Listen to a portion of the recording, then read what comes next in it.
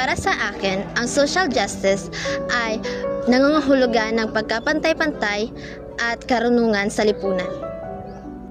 Ibig sabihin, lahat ng tao, mayaman man o mahirap, babae o lalaki, ay may pantay na karapatan, respeto at oportunidad. Walang inaapi, walang iniiwan. Kasi sa realidad, hindi pa rin pantay ang lahat. May mga estudyante na walang pambili ng school supplies. May mga taong hinusgahan dahil sa itsura, kasarian o estado sa buhay.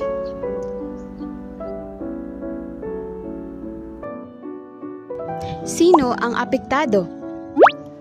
Mga estudyante tulad natin, lalo na yung kapos sa pangangailangan, mga kababaihan at minorities, mga manggagawa na hindi sapat ang sahod. Pero hindi lang sila ang naapektado, tayo rin.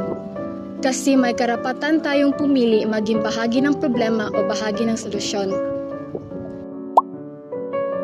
Ngayon, ano ang pwede natin gawin bilang estudyante?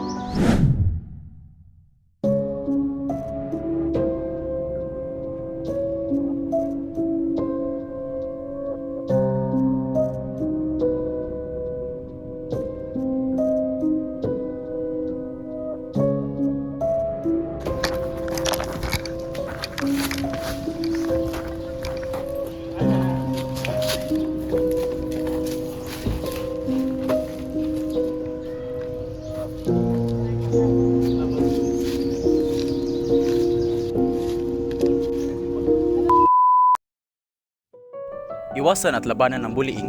Kapag may nakita kang inaapi, tumulong ka.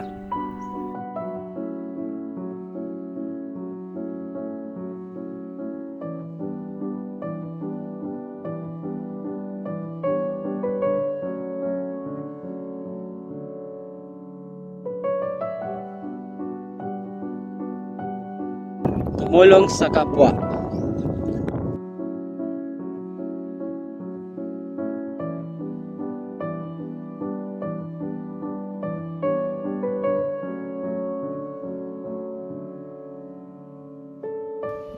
Respeto ang pagkakaiba ng bawat isa.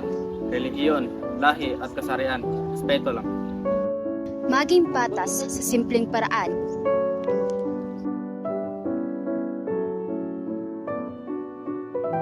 Sa uli, ang kapayapaan ay nagsisimula sa katarungan. Kung gusto natin ng payapa na mundo, dapat patas tayo sa isa't isa. Hanggang bata pa, maging pag-asa na tayo.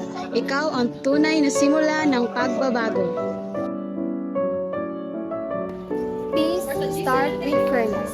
Peace, start with fairness. Peace start with fairness. Peace start with fairness. Peace starts with fairness. Peace starts with fairness. Peace starts with fairness. Peace Starts With fairness.